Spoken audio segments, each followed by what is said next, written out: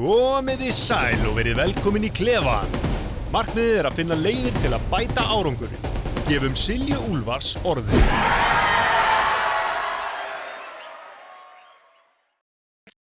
Komiði sæl og velkomin í klefan. Í dag ætlar söngkonan, lagahöfundurinn og fiðluleikarinn Greta Salóme að setjast niður með okkur og þið eru kannski að spá af hverju er ég að ræða við hana. En jú, það er út af markmiðasetningu. Ég hef heyrt mikið hennar markmiðasetningu og þannig að þátturinn í dag verður svolítið markmiðasetningu. Áður en við byrjum þá ætla ég að fá að þakka samstarfsaðilum klefans, Hafið fiskverslun sem er með sinn dýrundis fisk og beauty við það að þú þarft náttúrulega bara að setja hann inn í ofn. Þetta er allt ready. Heilsuhillan með Artasan, þar finnur við vöru til að bæta heilsu og veljan og svo gút vörurnar, það er hægt að nýta þær í ýmislegt en það eru meðal annars sultur, súkkulaði, síróp og fleira. En yfir í markmiðin. Vertu velkomin, Greta. Takk kærlega fyrir. Ég er nefnilega búin að heyra að þú sért algjört markmiðaséni og ég sé svona margt svona liggja saman við tónlistamannin og atvinnumannin meðal annars, þannig að mér langaði svona að heyra svona annan vettvang af þessu. Já. Hefurðu alltaf verið rosa markmiðadrifin? Já, ég hef alltaf verið það og ég hef alltaf verið svolítið svona, ég þarf alltaf að vita að hverju ég er að stefna. Já. Og ég þarf alltaf að vera að keppast að einhverju markmiði og ef það er ekki eitthvað svona stórt framundan sem ég þarf að vera undirbúa mig bæði vinnulega og andlega fyrir, þá er ég bara hálf ómöguleg, sko. Og þú veist, hefur alltaf verið svona frá því ég varst ung? Já, ég var óþolandi krakki, alveg. Ég sé það alveg fyrir mig. Já, ég var óþolandi og ég þú veist að því ég á vini sem voru með mér í grunnskóla, þau myndi alveg taka undir það með mér, sko, bara já, þú varst óþolandi. Ok, hvernig þá? Ég bara,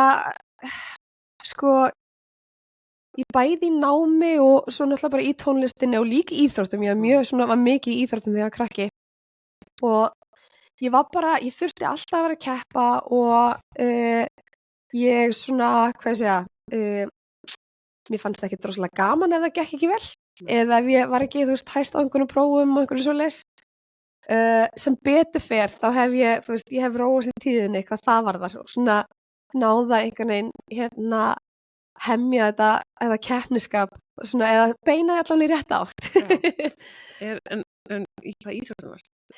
Ég var í frjálsum þegar ég var ekki í hástökki, ég veit ekki sjokki. Ég var ekki eins og í hástökki, ég virtist ekki. Ég var rosa mikið í 100 metra sprekk þegar ég var mjög ung. Svo fór ég yfir í samkvæmsdansa og var mikið í samkvæmsdansum og svo eftir ég fór bara í menntaskóla þá fór ég svolítið svona að leita bara í hreyfingu sem svona mitt einhvern veginn outlet.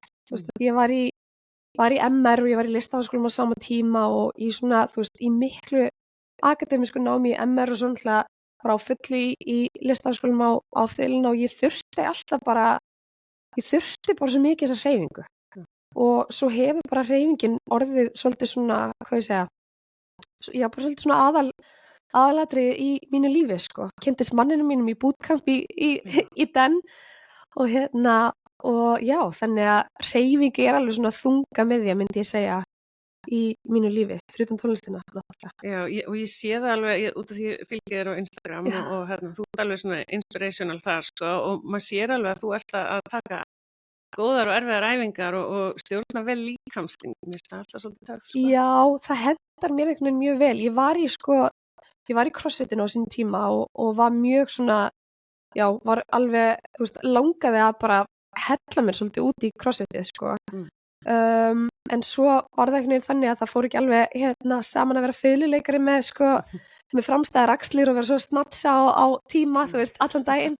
Þannig að eftir 2-falda axlaaðgerð þá eiginlega sagði ég svolítið svona stopp og tók út allt sem heitir ólympískar lyftingar á tíma og fór meira í svolítið svona controlled, svona hvað var það þyngdir, þá var ég svolítið í svona kannski hægari tempóum en svo er ég bara svona kardiókanina, ég elska bara allt sem er bara því ég sé vot með, hlaupi og burpees og og svona líka, já, ein líkasting, þá ég alveg bara í essinu mínu, sko. Ég svo sem skil aldrei burpees, en ég held að það sjóti því ég stór og Já, það stutt fyrir mig að fara. Já, ég Stutt mjög lengt fyrir mig. einmitt, ég bara svona, þú veist, sprettleg bara mössuð, sko, Já, þannig já. að þetta alveg bara þyngt fyrir mig að fara Já. og ég hávaxin, en þú sagðir þetta með grunnskólan og svona, þú veist, varstu með svona fullkomna ára? Já, alveg 100% og líka bara svolítið svona framistöðu kvíða sem að ég veit nú reyndar ekki alveg hvaðan sko kemur en ég fór sem sagt, ég byrjaði í tónlistinámi þegar ég var 4 ára, þannig ég var rosa ung þegar ég byrjaði í tónlist og það einhvern veginn tók bara svolítið svona yfir allt lífið og varð bara svona aðalatriði strax og þú veist, og var að koma fram á tónleikum mjög ung og það var alveg ljóst að við vorum bara að stefna þangað einhvern veginn mjög snemma, sko. Já. Þannig að já, ég held að fullkomnunar áriðan komi alveg, þú veist, komi svolítið frá þessum líka klassíska bakgrunni. Það er einhvern veginn, sko, það er svolítið harkan sex, sko. Og í klassikinu þá þú veist, maður kannski æfir eitthvað verk sem sem bara hálftíma verk eða eitthvað. Og þú spilar 10.000 nótur og þú spilar eina vitleysa. En þú spilar hina allar fullkomlega og þegar ég segi vitleysa þá getur vel verið að enginn hafi tekið eftir því. En í klassikinni þá labbaru af sviðinu með þessa einu nóti í hausnum, sko, og þú ferð að sofa með þessa einu nóti í hausnum og þú vaknar með henni í hausnum daginn eftir. Þannig að þetta er svona, já, þetta er mjög harður heimur og kallar á bara fullkomnun að mörgu leyti, sko. Þannig að þetta er svona refsingar líka. Já, sko, já, og getur náttúrulega sérstaklega eins og að maður hugsa bara eins og í klassikinu út í Kína og í Rússlandi og Austur-Evrópu, þá þetta bara, þú veist, þetta er bara svolítið eins og fimmleikar, þú veist, í Rússlandi. Þú veist, það er bara, þú endurtekur, þangað til að hlutinni eru ekki góðir, heldur fullkomnir. En hvernig svona byrjaði þinn tónlistaferil? Sko, mín fyrsta minning frá því þegar ég var 4 ára og pabbi kom heim með fiðlu handa mér og litlasystur minni og það eiginlega svolítið svona mín fyrsta minning og eftir það, þú veist, ég á enga minningu af mér ekki spilandi. Þannig að, og við byrjuðum semst í Suzuki og það bara einhvern veginn, eins og ég segi, það var bara svolítið svona ljóst mjög snemma að það var þangað sem ég stemdi. Og svo fer ég, sem sagt, 12 ára, þá fer ég í Tónlistarskólann Reykjavík og svo þegar ég byrjuði í MR, þá fer ég í Listaháskóla Íslands í bachelornám þar í fiðluleik. Og svo þar á eftir þá fór ég til Bandaríkjanna, lærði út í Flórida, fékk styrk til að fara þangað og já, svo bara einhvern veginn, þú veist, já, gerast hlutinir bara, skrýtni hlutir eins og bara Eurovision, þú veist. Það einhvern veginn, þú veist, það umturnaði svolítið mínu lífa því ég vissi alltaf að ég vildi gera, sko, ekki bara eitt hlut, ég vildi ekki bara spila fiðlu, þú veist, ég var að semja, ég var að syngja og ég var að pródusera svona smá og mér var alltaf langað til þess að svona, já, gera alls konar og ég reyndar hélt ekki að Eurovision yrði það og yrði svona byrjunin á einhverju þannig, sko. Já, það var allt stærra eftir það? Já, 100%, sko. Ég var semst að vinna hjá Sinfóníuhljómsveit Íslands þegar ég fer í söngvakeppnina hérna heima. Ég man ekki, þetta er 2011-2012 og þarna er ég í mastersnámi í tónlist í Listaháskólanum og já, og svo bara einhvern veginn gerðist hlutinir bara svolítið, þú veist, í minningunni nánast bara eins og á einum degi, sko. Og svo eftir það fekk ég samning hjá Disney og búin að vera að túra mjög mikið eftir það og þannig að, já, bara einhvern veginn, lífið gerist svo bara. Vá, ok, en þú veist, hvernig, bara eins og Eurovision-lagið, þú veist, hvar byrja maður þegar maður ætlar að semja lag? Þú byrjar með loftið, sko. Þú byrjar með ekkert. Og það er það sem ég finnst svo geggja við lagasmíðar. Þetta er bara, þú ert ekki eins og með hugmyndum hvernig lagið langar að semja. Þú ert bara, þú veist, eða þú ert bara að keyra og svo færðu bara einhverja laglínu í hausinn. Þú veist, það getur verið alls konar. Hjá mér allavega, það er ekkert eitthvað svona ein formúla ég þarf að setjast niður og ákveða ég þarf að semja, nema ég semja eitthvað verkefni sem ég þarf bara að semja, því að semja líka mikið fyrir aðra. Þannig það bara alls konar, en þú byrjar alltaf með loftið, og svo ert allt í henni komið einhverja afurð. En sko, ég fæ aldrei laglínur eða textabrót þegar ég er að keyra, sko. Ég fæ meira svona eitthvað, tengt æfingum. Já, akkurat. En þú veist, ég er bara svo að elska svona baka tjaldin. Já. Þannig að, þú veist, byrjarðu að semja á píanó eða byrjarðu á, þú veist. Já, ég byrja yfirleitt að því ég er með stúdíó heima á mér, ég byrja yfirleitt bara með hljómborð, með einhverju hljóma og finna eitthvað svona væp og svo, þú veist, svo byrjar maður að finna einhver orð og svo ertu komin í einhverja átt og svo bara einhvern veginn hoppar svolítið bara á bátinn og fer með straumnum, sko. Já. Þannig að... En þú veist, textasmíðin. Já, mér finnst hún einhvern veginn, sko, það er rosa misjafnt hvort að fólk er, sko, sem mér finnst erfiðara að semja texta heldur en lögin, mér finnst yfirleitt auðveldara að semja textana og yfirleitt er það þannig að mér finnst textanir koma svolítið með, sem sagt, viðlögunum, þú veist að semja kórusuna, þá kom einhver orð og þá ertu komin svolítið á sporið, sko. Þannig að... Ég get ekki svona sett mig í þessi spór. En sko, þú veist, ertu svona bara eitthvað, ok, nú ætlum ég að setja mig í stellingar, þú veist, ertu með eitthvað svona rútínu áður nú fyrir að semja? Nei, sko, sérstaklega ekki núna, því núna er ég með, sko, 16 mánaða barn heima og það er bara eitthvað, ok, hann er sofnaður, ég ætla að fara inn í stúdíó og yfirleitt er maður með, sko, þú veist, milljón verkefni sem maður eftir að klára, þú veist, bara sem dæmi núna í þessari viku var ég að klára 2 útsendingar fyrir Sinfóníuhljómsveit Íslands og Baggalút og þú veist, og ég er búin að hugsa bara ekki þarf að semja, þarf að setja sniður, þarf að semja og því það er bara eins og bara að fara á skill-æfingu. Þú þarf bara að halda svona þessu tjópsi, þú þarf að halda því við.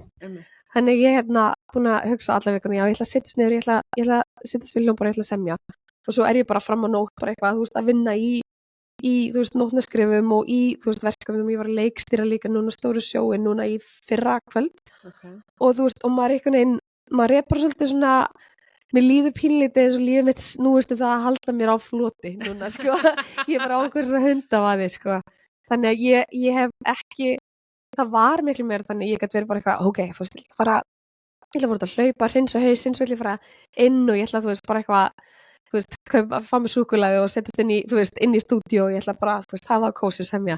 Það er ekki alveg staðan einhvern veginn í lífinu akkurat núna. Ekki eftir að mann fjölga sér, sko. Nei, það er svolítið svo leys. En ertu með svona, þú veist, þegar þú ert að fara á eitthvað stórt sjó og koma fram á eitthvað, út af því að íþróttafólk það er oft með einhverja svona rútínu dagana fyrir og svona, ert þú með eitthvað þannig líka?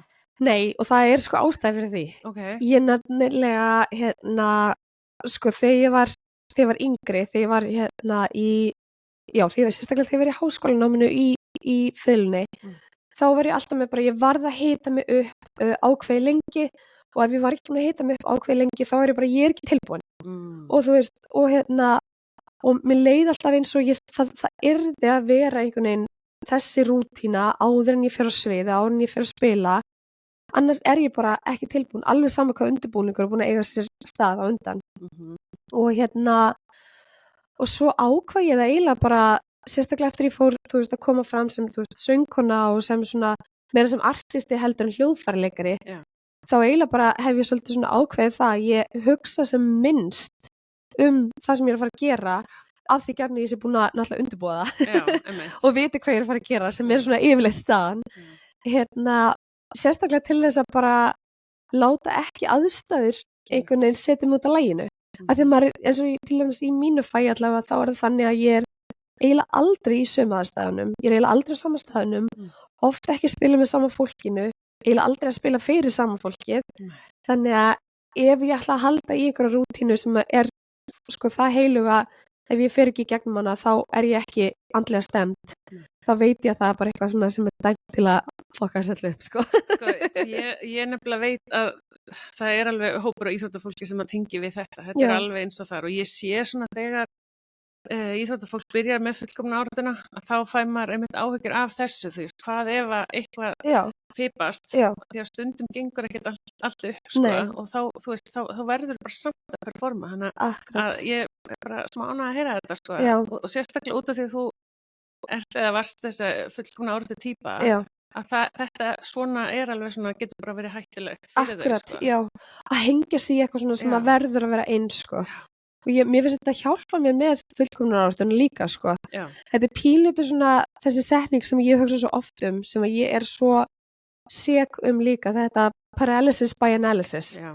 þú veist, að vera svo einhvern veginn svona analítískur á hvernig aðstæður eru, hvernig maður sjálfur hvernig maður að fara að performera, að maður bara, þú veist, mann fallast bara hendur, sko. Eða bara, nei, ég get ekki búið til eitthvað lag, eða nei, ég get ekki útsett fyrir sinfóníuhljómsveit, eða ég get ekki haldið tónleika út af þessu og þessu og þessu og þessu. Og þá náttúrulega bara auðvitað að slappa því, sko. Já, svo stundum bara best að segja bara fuck it og gera hlutina, sko. Það nefnilega máli og sko, ég nefnilega með eitt trikk hvað það var líka. Og ég hef oft vel það sjálfur mér svo mikið fyrir að nota þetta trikk á sjálfur mig og ég alltaf að hissa, ég falli fyrir því. Það þegar maður fær hugmynd að sko, ef að svona gut feelingið bara strax, heyrðu, þetta góð hugmynd, ég held að þetta verði gott fyrir mig og minn feril, ef þetta gengur upp. Þá finnst mér rosa gott trikk á sjálfur mig að sko fara svona fram fyrir svona þennan analítiska heila og framkvæma og koma mér í þannig stöð og ég get ekki bakkað út. Þannig að eina leiðin út úr hlutunum í gegnum þá. Já, ég gera þetta líka, sko. Já, svo bara komið til með því á og það ekkert annað að gera heldur en að halda áfram, sko. Einmitt. Þetta mjög góða punktur. En sko, ég sitt strax í mér, sko, þurfti þú ekki að læra blokkflautu? Nei. Það þú fórst í Suzuki? Já, ég held það. Ég slapp allavega blessunulega við það, sko. Leið að sært á hann, ég bara, hún myndist ekkert á blokkflautuna. Nei, ég byrjaði ekki, ég slapp algjörlega við þá, já. En svona, þú veist, ægin að æfa, þú veist, hvað varstu og ertu og hvað það maður að æfa mikið á fiðluna til þess að vera geggjað? Sko, það náttúrulega bara sko, þegar maður að alast upp og þegar maður að læra þá þetta eru 4 til 5 klukkutímar á dag sem þú þarft að setja í þetta og það bara sérstaklega því að fiðlan þannig hljóðfæri, þetta öðruvísi, það fyrir svolítið eftir hljóðfærum, þú veist, eins og til dæmis bara blásturshljóðfæri, þú getur ekki spilað 4-5 tíma á dag, þú veist, á blásturshljóðfæri, þannig þess vegna eru engir góði blokkflautuleikar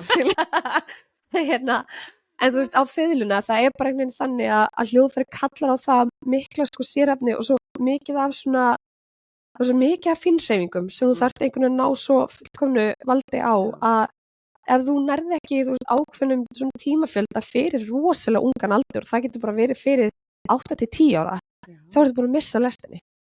Já, og þetta nefnilega cut-off aldurinn á fiðluna rosalega lágur.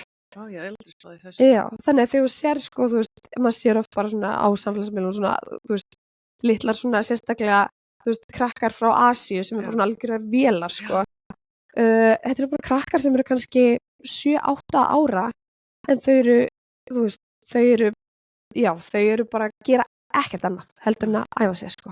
En langaði þið aldrei að hætta? Nei, mér langaði aldrei að hætta. Ég var bara svo heppin og ég hafði bæði náttúrulega félagskapin á systur minni sem var líka í félinni og rosalega mikið og góðan stuðning frá mamma og pappa. Já. Og svo var þetta, sko, það svona svolítið beautyið við Suzuki að þó þetta sé þú veist, mikill ægi, rosalega mikill ægi og mikið aðhald. Það voru samt einhvern veginn þannig að þetta var alltaf gaman. Já. Þetta var alltaf, sko, þú veist, það var alltaf einhverja ferðir, það var alltaf einhverja tónleikar og maður ólst svolítið upp með svona kjarna af krökkum og svo foreldrum þeirra líka. Þannig að kollegar mínir til dæmis í dag í sko fiðlunni eru krakkar sem að ég bara er búin að þekki frá því ég var 4 ára og ég þekki foreldra þeirra. Ég þekki systkinari, þau voru líka í Suzuki og tala um þessu Suzuki mafíu, sko. Þannig að samfélag. Já, og ég til dæmis alveg samfærið það núna, ég vil alveg 100% senda börnum mín í Suzuki bara upp á það að læra vinnubröðina, endurtaka þangað til að gera text upp og líka þetta að hlusta og herma eftir.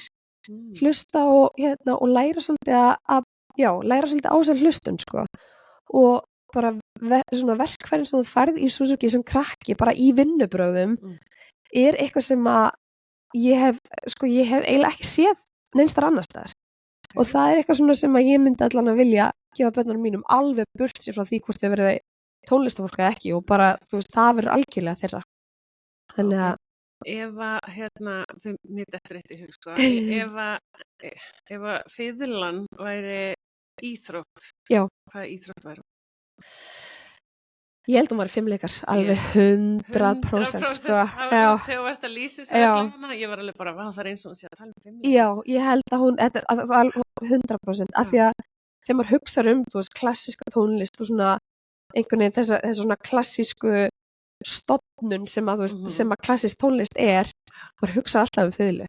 Einhvern veginn hausinn fer alltaf þar þegar maður hugsa svona prodigies, svona litla krakka sem eru svona prodigies, það það fiðla og það píanó og það einhvern veginn, já, hausinn fer svolítið þangað, en þau eru líka bara svo ung þegar þau byrja. Þannig að, já. Eigum við að fara yfir í markmiðasetningu? Já, virkilega. Hvernig setur þú þig markmið? Sko, ég er smá svona markmiðasjúk. Ég vissi það. Já, og ég ég elska að setja mig markmið og ég elska líka sko einhvern veginn allt sem er þú veist, í kringum það, ekki bara að hugsa hvert ég að fara, heldur líka tímastjórnin í kringum það, þú veist, hvernig ætla ég að komast þangað, og ég hugsa rosa mikið eins og þú þekkir pottþétt bókina Atomic Habits, bara, þú veist, biblía, markmiða, þú veist, fólkið, sko. Ég náði samt ekki að lesa hana, sko. Nei, ok.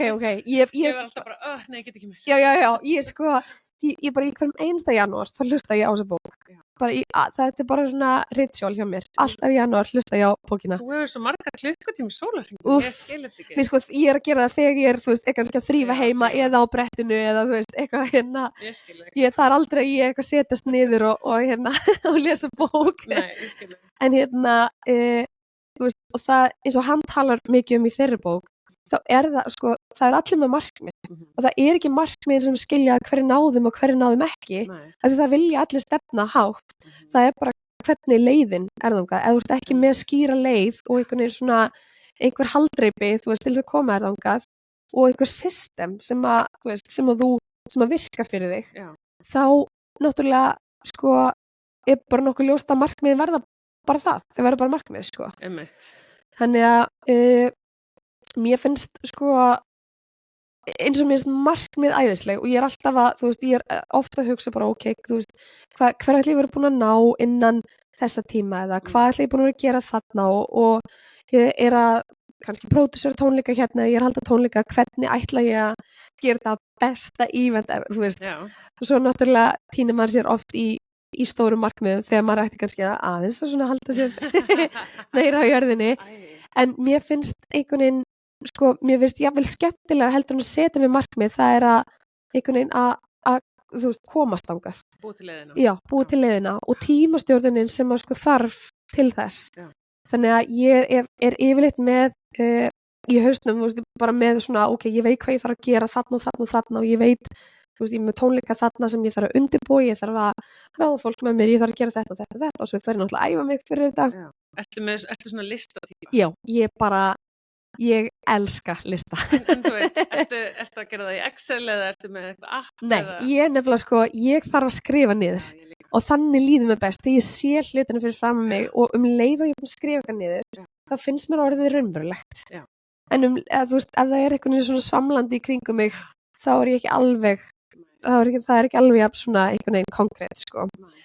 Þannig að, og svo nota ég tækni sem að ég reynda að kenni mjög mikið af því ég oft með fyrirlestar eins og í listaháskólanum fyrir ungt tónlistafólk þar, bara með hvernig maður setur þessi markmið, hvernig maður stjórnar tímanum sínum og hvernig maður svona einhvern veginn nær að koma hugmyndum líka í framkvæmd. Og það ein aðferð sem að, sko, hefur nýst mér frá því ég var í menntaskóla og ég sko, fyrir þá sem að þekkja mig þá vita þeir alveg bara nákvæmlega hvað ég að fara að tala og það örugglega margir núna sem að þekkja mig sem allavega einhverjir sem að hlusta vonandi sem bara eitthvað, oh my god Greta, ég veit hvert þetta að fara og það tómatatæknin. Hefurðu notað hana? 20 mínútur hvíltíð. Já, sko, þetta er svona tímastjórnunartækni, þetta er bara time blocking eins og þú veist, allir Elon Musk, þú veist, allir þessir dúdar nota og konur, náttúrulega, en time blocking snýst bara það að þú bara, þú sem sagt allocatar tíma í eitthvað verkefni og það ekkert sem að fara að stoppa þig á meðan þú ert í þessari tímablokk. Og hjá mér það þannig, ég vinn sem sagt í 25 mínútna lotum. Þetta gömul tækni held ég sko frá 1980 eitthvað. Það var sem sagt ítalskur arkitektúrsnemi sem að var að læra og ég veit reyndar ekki, ég hugsa núna 1980 eitthvað, hann var ekki með iPhone sko, bara hvað var að trufla hann? Nei, sko, nei, ok, ég sammála því, en sko þú veist, þú alveg bara í gamla daga. Já, 1980, við erum fætta 1980. Ég veit það, en hann var að læra þá og hann varð svo eitthvað svona distracted oft og svo fann hann inn í eldhúsi hjá sér svona tómat, þetta var svona tómat sem hann gæti trekt upp og hann fór bara upp í 25 mínútur. Þannig að hann kom sér upp þessu systemi, hann trekti upp tómatinn í 25 mínútur og meðan tómaturinn var að tikka þá mátti ekki trufla hann og hann mátti ekki gera neitt annað, en hann vissi alltaf bara, þetta bara 25 mínútur. Þannig að þegar hann búinn, þá fæ ég breyk og líka þegar hann búinn, þá má ég ekki halda áfram. Og þessi aðferð, sko sérstaklega þegar ég verið svona í mesta sköllunu, svona vinnulega séð, þar sem ég með bara allt mikið verkefnum og ég sé ekki út úr augunum einhvern veginn, þá hefur þessi aðferð hjálpað mér svo ótrúlega mikið í því að einmitt fallast ekki hendur. Vegna þess að ég hugsa alltaf, ok, ég byrja á einum tómat og einn tómat eru 25 mínútur og svo sem sagt, þú mátt taka minnst 5 mínútur fyrir næsta tómat og mest bara eins og þú vilt. En markmið alltaf bara eftir 25 mínútur þá stendur upp og þú gerir eitthvað annað. Þannig sérstaklega ef ég að æfa mig og ég bara eitthvað, oh my god, þú veist, hvernig á ég að ná að syngja þetta eða spila þetta, eða bara ég kannski að leikstýringur, ég þarf að búa til handrit eða ég er að pródúsera eitthvað, eða ég þarf að útsetja fyrir Sinfó eða eitthvað svona. Alveg sama hvað verkefnið þá ef ég hugsa hvað fara margir dagar í þetta eða margar vikur eða mánuðir, þá verð ég bara overwhelmed. En ef ég hugsa, ok, ég get tekið 3 tómata í dag í þetta og verkefni bara tómatar. Þetta bara fullt af 25 mínútum sem þú þarfst að setja í þetta. Þannig að mér finnst þetta auðvelda mér svo mikið að einhvern veginn að koma mér af stað. Og svo erum við reyndar, sko, við erum rosalega, sko, lífið okkar í tómatum heima. Og maðurinn minn, hann líka, þú veist, hann notar þessa aðferð mjög mikið og hann vinnur, sem sagt, hann viðskiptafræðingur og vinnur á Íslandsbanka. Við erum í allt annari svona deild heldur en ég, við vinnum mjög ólíka vinnur, en hans vinna kallar á mjög mikla fókusvinnu, þess að maður þarf að setjast niður og svo þurfum við náttúrulega bara að halda heimili og við erum bæði þannig, við viljum hafa heimilið svona í röðreglu og það skiptir okkur miklu máli og svo viljum við ná að æfa og við erum oft bara, ok, núna bara strákurinn sofnar, við tökum 1 tómat í að taka til og þá það bara 1 tómatur og ef við erum ekki búin að taka til eftir 1 tómat, þá það bara alltaf leið, við erum búin að gera það. Ég ger þetta líka í tiltæktinni, ég alltaf með úrinu mínu, bara, ok, 1, 2 og byrja og svo maður komin á einhverju skúf og ég bara, nei, þetta ekki málið. Ég þekki þetta svo mikið, maður alltaf eitthvað svona, ég ætla að taka eitthvað svona hratt til, svo maður alltaf fann að pússa einhver hnífapura eitthvað, bara, hvað ég gera þetta? Það fullkomnur árættan, sko. Já. Púsa hnífapör, ég myndi alltaf gera það. Eða svona farin inn í einhverju svona skúfu sem enginn sér, eitthvað svona, þú veist, að raða einhverju, verður það að gera það næsta tómat. En ok, þannig að þú ert með tómatinn og það hjálpa þér að svona halda þetta verkefnin. Og hann heilagur, sko. Ég meira sem með svona lockbox, þú veist, sem að maður getur, sko, svona trekt upp. Ég alveg, sko, ég fer alla leið í tómatunum. Ég set síma minn onni á silent og ég trekki upp í 25 mínútur og íti og þá læsist boxið.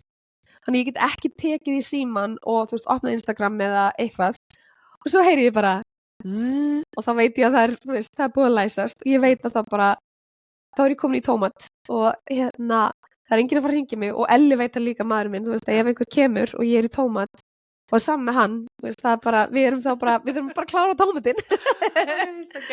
En þetta bara virkar svo ótrúlega vel, sko. Og þetta þarf fólk að finna hvað virkar og segja, þetta augljóslega virkar. Já, á ykkur. Ég ætla að Algjörlega. taka 2 tómata eftir því ég er Já. búin að tala við þig. Já, geggjað. It's on.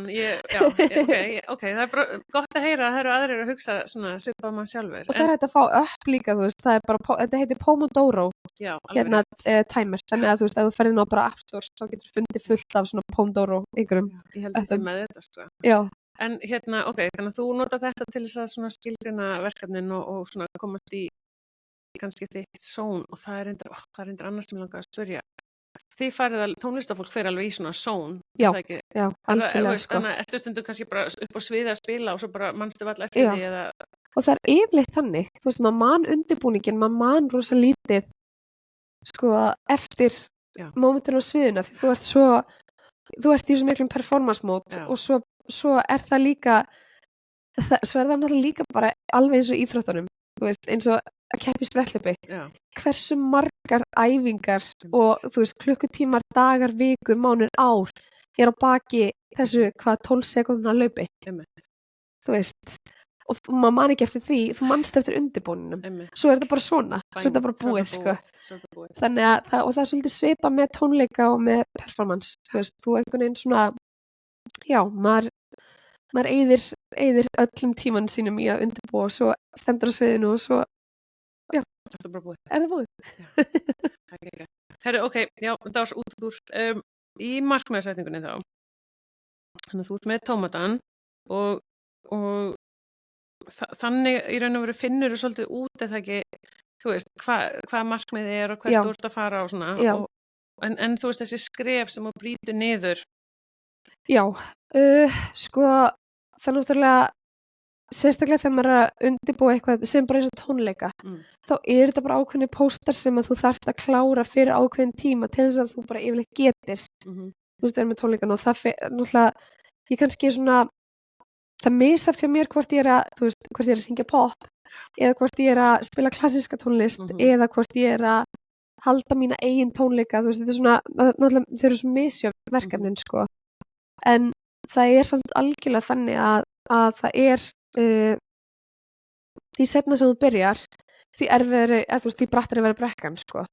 Þannig að, en svo er það líka þannig að bara einhvern veginn þegar maður er með svo mikið af járnum í eldinum og maður einhvern veginn næri ekki að fylgjast jáfnvel með því og þú veist, það hefur alveg komið fyrir að ég hef kíkt í kalendarinn og ég bara, heyrði, ég er að syngja tónleika í kvöld og ég bara, þú veist, ég myndi ekki eins og eftir því, sko. Eða sem hefur nú alveg komið fyrir líka og þú veist, Guð blessi þolinmæðin í manninu mínum að ég veið bara, Ellie, glemt að segja það, ég er að fara út að spila á eftir, ég kem heim eftir 10 daga, þú veist, og sem er náttúrulega fáránlegt en það er bara einhvern veginn, lífið er bara svo mikil hraði einhvern veginn á hérna þannig að, en þú veist, en samt er þetta alltaf, þetta er svona ákveðni póstar sem þú þarf bara búin að vera, þú veist, þú þarf búin að undirbúa, þú þarf búin að, þú veist, að vera búin að æfa ákveð mikið fyrir, þú veist, fyrir hlutina og svo er það líka, finnst mér, sko, eins og í tónlistinni, það sem að kannski, ég held að hafi háð mér oft, er að ég er svona, ég sé kannski ekki alveg nóg mikinn fókus á minnimarkmiðin. Ég er alltaf að hugsa um eitthvað svona stærra sem er lengra, þú veist, í framtíðinni. Okay. Og maður gleymir kannski svolítið svona þessu sem aðeins meira hversdagslegt. Þannig að hérna, maður er alltaf að hugsa um einhverju stóru tónleika sem maður er að fara að gera þarna og ég þarf að vera tilbúin fyrir það og svo er maður náttúrulega bara að giggast á fullu og hlaupa á milli staða og hérna, og spila mismunandi tónlist og í tónlistinu þá er það líka oft þannig, sko, að maður þarf að fjárfesta svo mikið sjálfur í tíma. Þú veist, bæði bara í skilinu sínu og svo líka í að semja. Og það er eitthvað sem ég er svolítið svona, hvað ég segja, hef þurft að læra það hard way, að bara, þú veist, bóka þann tíma. Og það er partur af því að ná þessum markmiðum. Það er bara hreinlega að bóka sig í, þú veist, í bara fyrir sjálfa sig, sko. Já, taka frá tíma fyrir eitthvað þetta og hitt. Já. Ég er svona horfið, þú veist, þegar ég kem úr frjálsunum, þá voru alveg svona, ok, minni markmið voru, þú veist, að klína 100 kíló eða, þú veist, ná því eða hlaupa 200 metra og svona því það myndi hjálpa mér í 400 og eitthvað svona, sko. Þannig að, þú veist, það eru svona skrefin mín og jú, svo horfum maður á viktina og alls svona. En þú ert þá með, þú veist, ég reyna að setja mig í þín spor þá veist með þá svona smærri markmið. Já, þú veist, það getur verið bara, heyrðu, ok, ég ætla í staðan fyrir bara, heyrðu, ég ætla að gera plötu á næsta ári. Já. Hugsa fyrir, heyrðu, ég ætla að semja lag í þessum mánuði. Já, einmitt. Þú veist, bara sem dæmi, Já. eða, heyrðu, ég er hérna með tónleika í Eldborg, hérna, ég með þá bókaða sem bara í mars 25. Já. Ok, en ertu búin að bóka salinn, þú veist? Einmitt, svo eitthvað það svona, já, eitthvað svona minna, þú veist, bara svona sem dæmi, Svo getur markmiðið verið náttúrulega þannig þar, þú veist, með að selja ekki marga miða fyrir þennan tíma og hérna, ok. Úff, já, það er náttúrulega, sko, það er eins og fíknefni þegar maður fyrir að pródúsera tónleika, sko, að fylgjast með miðasölu og hérna, það er, mæli ekki með því fyrir svona markmiða perra, sko. En hérna, þetta Atomic Habits, Já. Hvað það svona sem að þú tekur úr því svona helst? Það er þessi, sko, þetta 1% bæting sem að maður tekur ekki eftir en það verður svona snjóbolt áhrif. Já, þú gerir þína venjur og bara þú veist stick to it og þá fer þú veist bætingin að koma smá saman. Og sko, og það er ástæðan fyrir að það situr eftir hjá mér er ekki vans ég er svo góð í því og bara alls ekki, ég er einmitt ekki góð í því. Nei. Mér finnst 1% bæting finnst mér alveg bara, þú veist, finnst það glatað. Þú veist, fyrir sjálfa mig. Já. Sem er ástæðan fyrir að ég byrja oft á hlutum og þú veist, það er oft sem ég byrja á einhverju og ég held það ekki út vegna þess að ég ætla að ná 100% bætingu á alltaf stuttum tíma og ég held að tengi rosalega margir, þú veist, eins og til dæmis í íþróttum bara við þetta, maður er alltaf að hugsa sjálfa sig á einhverju svona peak performance, þú veist, svona leveli og ef maður er ekki þar eitthvað consistently sem að enginn er þá, þú veist, þá fer maður svolítið í niðurbrotið, sko. Já. Og hann tók mig fyrir eins og í þessari bók, hann var að tala breska hjólreiða, ólympíska liðið. Já, býttu nú við. Þá, þú veist, og bókin byrjar á því, hann er að tala þetta lið var algjört, þú veist, þeir voru bara aftast í röðinni og bara engin árangur. Og svo kemur einhver nýr og tekur við og segir bara, við ætlum að byrja á bara pínulitlum hlutum, bara eins og að finna eitthvað nýtt efni í nakkinn, þannig að nakkurinn sé örlítið þægilegri. Svo tvíku við, þið farið 5 mínútum fyrr að sofa. Þú veist, allir. Það er þá, þú veist, 0,1% sem að, þú veist, kompælast samt. Svo ætlum við að smyrja aðeins betur hérna og svo bara, þú veist, svo safnast þessi og allt í einu ertu bara komið með lið sem er bara stendur miklu betur að við heldur nú allir aðrir vegna þess að þeir eru að pæla í 1% allstaðar, sko. Þannig að það er eitthvað sem að situr rosalega eftir hjá mér og ég hugsa oft og maðurinn minn er mjög góður í þessu. Halda þessu consistency og frekar heldur en einhverju fullkomnun, sko. Þannig að þeir eru brjála að gera og ég get alveg dottið úr æfingum í sem bara viku eða eitthvað. Þá er hann, þú veist, honum finnst geggja bara, ég ætla bara að fara og ég ætla að teygja hann í bílskúr. Og ég er alveg bara, ok, það er sjúklega leim, sko. Það er ekki æfing. Og þú veist, á saman tíma er ég bara eitthvað í stressunum mínu, þú veist, kannski, þú veist, sem bara skrolli gegnum Instagrama meðan hann er að teygja og tekur bara eitthvað svona létta bodyfit-æfingu í 20 mínútur. Og þú veist, og þetta mæti ekki bæting, sko, þú veist, og hann nær því að meðan ég einhvern veginn svona, þú veist, dett út kannski vikan, svo mæti ég og tek 2 tíma æfingu og rústa mér, sko. Þú veist, og bara er kannski frá úr hastverðum í 2 vikur. Þetta er svolítið ég notkun, sko. Ég er svo alveg búin að fatta típinu, sko. Er það? Já. Ég er að þjálfa íþróttafólk. Ég sé þetta, sko. En markmið fyrir sumarið og svona? Ertu með eitthvað spennandi þar? Já, ég markmið mitt, sko, ég nefnilega var að klára bara í fyrradag, var ég að klára, held ég geti sagt bara mestu törn lífsmíns. Þannig að ég ákvað að gera svolítið sem ég hef bara eiginlega aldrei gert áður. Ég bara blokkaði maí fram til 20. Eitthvað svoleiðis. Ég er reyndar, þú veist, með eitthvað minni, þú veist, eitthvað svona minni gig. Ég er alltaf að syngja og spila í jarðarförum og einhverju svoleiðis, en ég blokkaði öll stórverkefni í maí. Þannig að ég ætla að hlúa svolítið að heilsunum minni í maí. Núna það er algjörlega bara númer 1, 2 og 3 og ná svolítið svona þessi streitu og líkamann sem að fylgir því líka vera í svona mikið mismunandi verkefnum þar sem að maður aldrei að fókusa á einn hlut, þú ert alltaf einhvern veginn, þú ert bara í joggli allan daginn, sko. Og ég er bara svolítið þreytt. Ég finn það svona að ég þarf á þess að halda. svona einhvern veginn já, svona ná einhverju ró fyrir næstu törn. Þannig að þú tekur tíma og pláss, svona, já, tíma fyrir sjálfa þig. Ég er að til prófa þess það núna í fyrsta já, skipti, sko. Ég skal láta að vita hvernig gengur. Já, svona til þess að recovera. Já. Það fyrir hvíldin góða áður en maður fyrir í Já, stökkfalla, sko. en svo er ég er að túra svolítið í sumar og er að fara til Disney til dæmis og er með stórt sjó hjá þeim í júlí og það kallar á mikinn undirbúning. Hvernig endar hjá Disney? Sko, Var það markmið? Já, eða? sko, markmið var ekki að enda hjá Disney, það var ótrúlega skemmtilegt svona byproduct, sko. Já. En það var þannig, eftir sem sagt fyrra skiptið þegar ég fór í Eurovision, ég fór 2012-2016. Já, var það ekki? Ég hugsaði á þann, ég held bara, nei, var Já, ég fór fyrst 2012 og þá var ég nýbúin að klára mastersnám mitt í tónlist og var að spila hjá Sinfóníuhljómsveit Íslands og var þannig að, þú veist, ég var búin að vera að túra með Frostrósum og var búin að, þú veist, gaf út plötu hjá Senu og var að túra út allt og giggaði svolítið yfir mig. Já. Og ég fann það bara að mér langaði að gera eitthvað meira. Já. Og hugur minn einhvern veginn, sko, ég bjó náttúrulega út í Bandaríkjunum og var að læra þar og ég var alltaf einhvern veginn svolítið svona fókusurð á það, mér langaði til þess að eiga karriér annar staðar heldur en á Íslandi bara. Já. Mér langaði ekki að búa neins þar annar staðar, en mér langaði til þess að svolítið svona stækka svolítið Brandið. Já, þannig að ég og þetta sko 2012, þetta eiginlega fyrir það þegar samfélagsmiðlar springa út, þetta þú veist, maður það bara Facebook, en svona eins og networking á Instagram og svoleiðis var bara eiginlega ekki þeng þarna, sko. Þannig að þetta þannig rétt eftir Eurovision 2012, eða árið eftir, þá byrja ég að sem sagt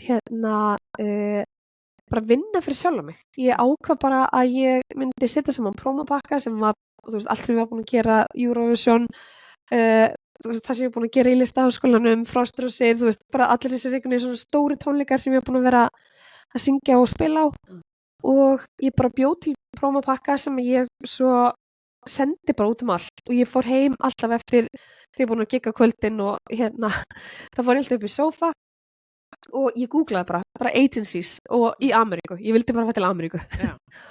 Og ég googlaði og sendi, sko, ég hef örugglega sendt á fullt af einhverjum, sko, dekkjaverkstæðum, þú veist, einhver svona agencies fyrir svoleiðis bara óvart. Já. Þú veist, ég sendi út allt. Já. Og fekk mjög lítið af feedbacki tilbaka. Nei. Þetta náttúrulega bara fer bara í hítina einhvern veginn, þú veist, bara og það var engin umboðsmaður sem var að vinna fyrir mig. Ég var svo staðráð í að ég ætlaði að gera það sjálf, sko. Já. Og svo liði bara mánuðinir og 2014 kom og ég man að ég var nýbúin að klára symfótónleika og ég man að ég var hún svolítið bara, hvað ég segja, ég var bara svolítið þreytt einhvern veginn á svona sjálfur mér sem tónlistakonu á Íslandi. Já.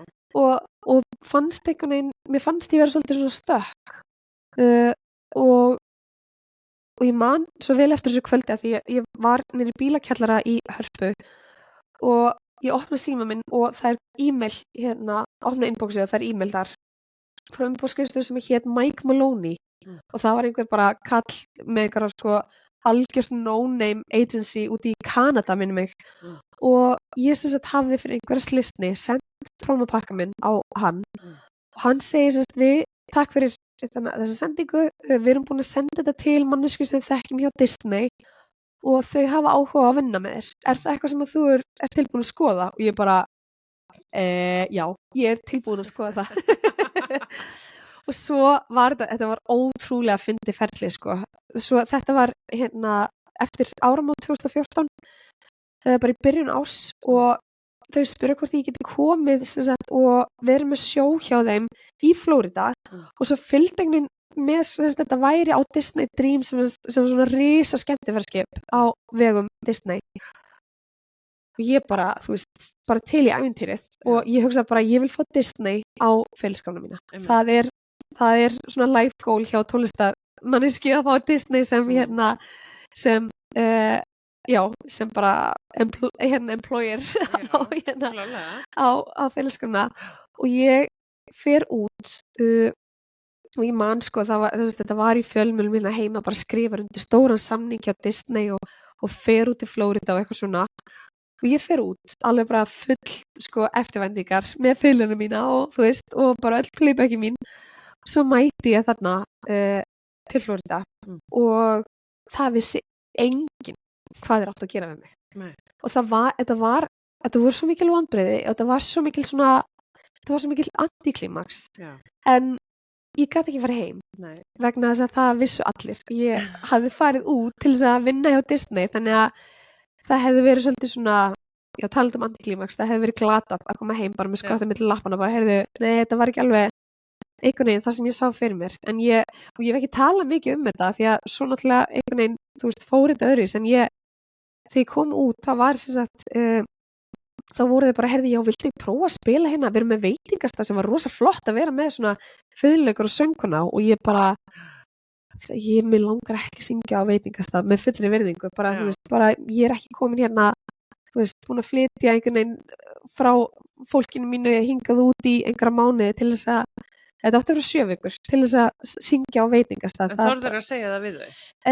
Já, ég gerði það nefnilega og ég veit ekkert af hverju. Nei. En ég byrjaði því að vera team player sko, bara ég bara prófum þetta, nema svo endaði það eiginlega þannig að ég man sko þegar ég kom þannig fyrst, þá sá ég Walt Disney Theater sem tekur sko 2000 manns í sæti og þar inn eru bara Broadway, bara full blown production Disney sýningar. Já.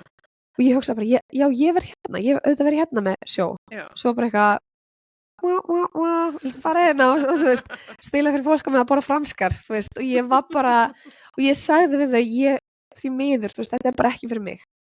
Og þau, sko, og ég er svo þakklátt, að því það voru þannig ákveðin einstaklingar sem að voru algjörlega með mér í liði. Okay. Og þau voru bara, heyrðu, við erum hérna, ekki með Walt Disney Theater, við erum með annað leikhús sem tekur 500 manns í sæti, ekki 2000.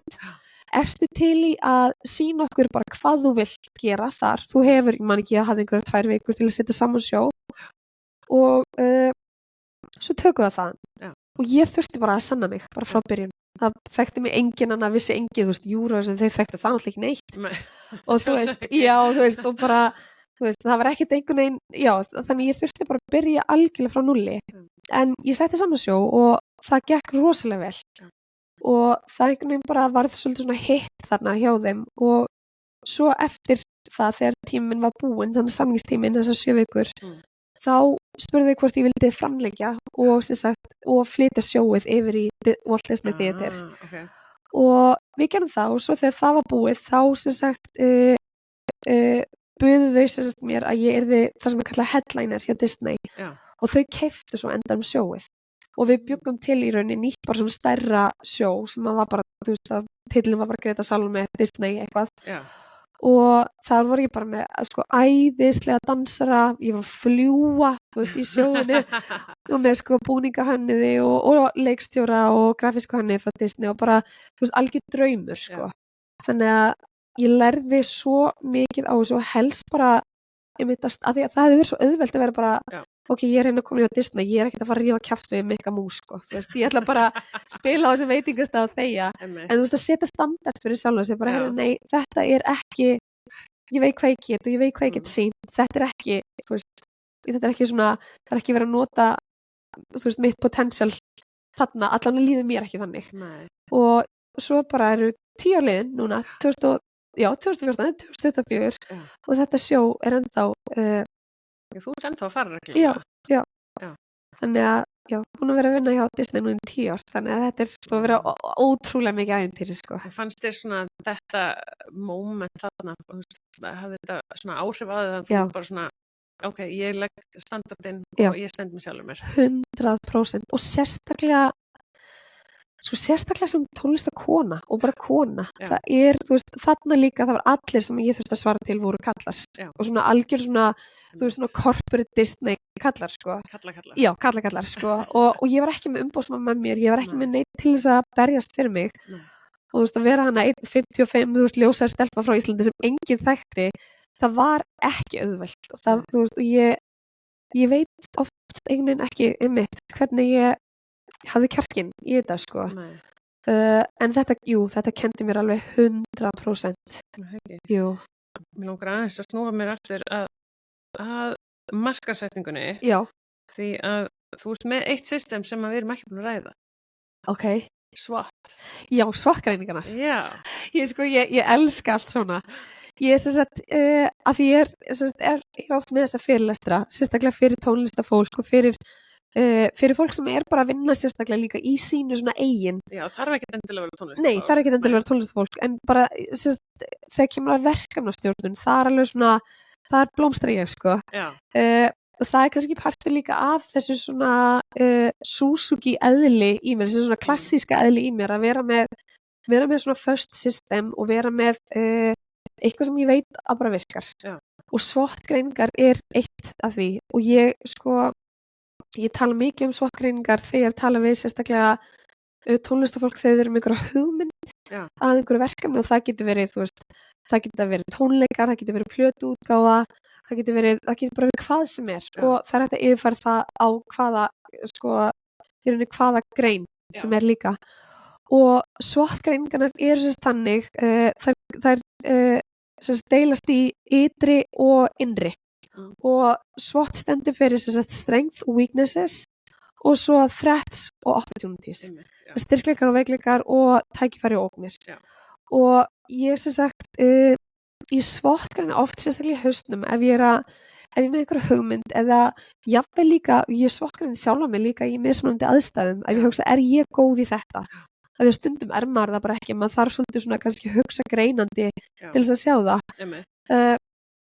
Og segjum svo að maður sé með einhverja hugmynd tónleika, sem ég var með hugmynd tónleika núna eftir eftir viku. Bara akkurat eftir viku. Sem ég var með hugmynd að vera með tónleika eftir akkurat viku. Og ég ætla að hafa tónleikana klukkan 8 og ég ætla að fara til minnst bara, sem að það verður bara ég og píanó og ekkert annað. Og ég ætla að vera með þessa tónleika í salnum í Kópavogi. Þá myndi ég fara bara hver eru styrkleikar tónleikana, hvaða píanóleikar er ég með, þekki píanóleikaran, er við vön að vinna saman, er það þekkna til dæmis, það getur verið styrkleiki, veikleikar getur verið bara, ok, við höfum unnið áður saman, við erum ekki kannski, ekki góð saman í einhverjum ákveðnum tónlistastíl eða eitthvað svoleiðis, það getur verið veikleiki. Svo getur maður tekið og svo framvegis, svo getur maður greint þetta endalaust. Svo fer maður í það sem snýr svona utanfrá að það eru threats og opportunities. Og til dæmis ef ég hugsa núna 5 daginn eftir viku klukkan 8, þá er bara seinni undankeppnin í Eurovision. Það getur verið klálega að fólk bara er með önnur plön. Saman hvort fólk horfir eða ekki, en það er önnur saga.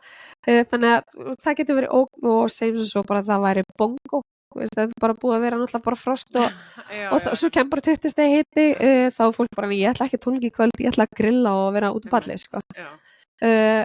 bara sem dæmi, þannig að það er hólfar allt niður, og svo sér maður bara, heyrðu, hérna er fullt af ógnum, en tækifærin eiginlega svolítið gleypa ógninar, og núlla er út, og oft eru styrkleikar sem maður hefur ekki hugsað út í, maður hefur hugsað mikið út í veikleikunum, og svo fyrir maður að skrá niður styrkleikunum og maður bara, heyrðu, þetta er ansi mikið styrkleikum móti veikleikunum. Þannig að og þetta er svona partur af því, eins og þú veist að segja, gera lista, sjá hlutinu fyrir sér svolítið svona utanfrá og geta greint á, og geta líka bara spotta, heyrðu, hérna er bara stór ógn, en hérna er stórt tækifæri, bara hvernig get ég gert meira úr þessu tækifæri, hvernig get ég eitt þessari ógn, bara sem dæmi. Þannig að þegar þú ert með verkefni, og ég einhvern veginn hugsa að íþróttafólk, það er bara eitt og sér, fyririnn þeirra er bara svona verkefni eins og þú ert með líka, þá ertu með þá notar þú tómatinn, og þú notar to-do-lista, og svo notar þú SWOT-greiningar, og svo ertu vendilega, með svona ákveðna venjur sem þú ert alltaf að venja á til þess að tikka í þessi box, og við erum ekki að gleyma neina, þannig að Nei, ég nota hárspenna aðferðina líka, sem er geggjuð aðferð. Ok, býttu, nú er ég ekki geggja. Það er til dæmis ef ég er með einhvern, segjum svo ég sé að æfa eitthvað lag sem ég þarf að syngja, og það er einn partur sem ég bara á erfitt með. og ég greina hann og ég finn bara hvernig tæknilega best fyrir mig að syngja þetta eða spila, þú veist, oft þetta líka þú veist, þarna kemur klassíkin algjörlega inn þau eru með svona ömmuspennur svona litla svona bobbypins þá sit ég bara hrúa af þeim og ég hugsa bara ég þarf að endurtaka eins og oft þessar ömmuspennur eru svo bara endur tek ég hægt tek eina ömmuspennu frá, svo ger ég þetta hægt aftur, tek eina frá, svo örlítið hraðar tek eina frá, svo yfirleitt þegar hrúan er búin þá er þetta leyst sko. Hvað er þetta leyst? Ok, þetta er áhugaverð og svo, þú veist, svo ert þú kannski svona smá kannski ekstrím típa Finnst þið það? Já en þú veist, það sem ég finnst bara svona einmitt áhugavert er þú veist að fólk getur kannski prófað eitthvað af þessum aðferðum þau þurfi ekki, fólk þarf ekki að gera þetta allt Nei, algjörlega, og finna hvað hendar Já, finna hvað hendar sér og þess að það Herðu, en endum aðeins á Eurovision Þegar þessi þáttur fyrir loftið þá er Eurovision, það er hérna 3.7. Eurovision er sem sagt í kvöld þá Alright Hera Björk ætlar að stíga á svið Hvað segir Eurovision í ár? Sko ég bara það er svo margt hægt að segja Eurovision í ár bara því miður mér finnst það bara fyrst og fremst stapulegt ég á þessari keppni svo margt að þakka og ég er svo þakklátt þessari keppni en ég finn ekki gleðina í kringum hana í ár og þessi gleði sem að sko er mikið talað einmitt af íslensku keppendunum eða keppandanum að eigi að þú veist megi ekki gleymast og þurfa að ríkja ég sé hann ekki í ár ég sé hann ekki hjá ég sé hann ekki hjá fólki sem að sko elskar Eurovision ég sé hann ekki hjá bara almenning maður sér hann ekki hjá fólkinu hjá RÚV maður sér bara, þú veist það bara skín einhvern veginn í gegn bara það er ekki stemming fyrir þessu og það er bara einföld ástæða fyrir því það er bara mannréttindabrót það er verið að þú veist og það er svo hræðilegt að segja þetta þú veist það er verið að slátra litlum börnum og í því sko samingi þá er við getum ekki farið sko mín reyndar skoðun svo við hefum hvorki að fara í einhverja svona karaoke partí þú veist eins og Eurovision er með Ísraelum eða fara í einhverja boltaleiki með þeim sko og skiptir engu máli finnst mér hvort sem það er en bara ég sé bara ekki gleðina í þessu ég sé ekki tilgangin heldur Ef að þú hefðir unnið Eurovision í ár myndir þú stíga á svið? Nei, ég hefði ekki gert það og ég get sagt það með alveg 100% samfæringu það er mín samfæring þú veist, ég get ekki tala fyrir náttúrulega eins og Heru sko en það er algjörlega mín samfæring að ég hefði rétt keppið einhvert annað sko og svo er það náttúrulega, þú veist, lagahundur vill ekki einu svona fylgja laginu eftir og það er hérna og ég skil algjörlega líka því ég veit að það eru margir sem eru bara af hverju á að blanda pólitík við Eurovision og í útópíu þá var það ekki þannig þá var ekki verið að blanda þessu saman þá var bara pólitík kemur þessu ekkert við en það er bara það er ekki staðan Eurovision er pólitísk keppni og það er að hluta til EBU að þakka eða kenna af því að þeir taka ákvörðun þeir henda Rússland út þeir henda öðrum þjóðum út ef textin er of pólitískur þú veist og taka svona ákvörðun þú veist í hvert skipti og ef Rússland fær ekki taka þátt ég bara get ekki skilið þegar sko mannréttindadómstóll Evrópu með þess að búið að fordæma það sem er í gangi að Ísraelar geti bara massera þarna inn með hápólitískt lag líka Já, ég ekki einu pælt í lagið þeirra. Lagið er hápólitískt líka og það sem að mér finnst svo ógeðslegt í þessu öllu er að þetta snýst allt peninga og aðalstyrktaraðili Eurovision er Moroccan Oil sem er ísraelskt fyrirtæki. Rétt. Já. Það er rétt. Og ef að þeir henda Ísrael út þá að sjálfsög er engin stór, eða þú veist ekki stærsti styrktaraðilinn og þegar maður setur þetta í þetta samhengi við sko lífsaklausa barna ég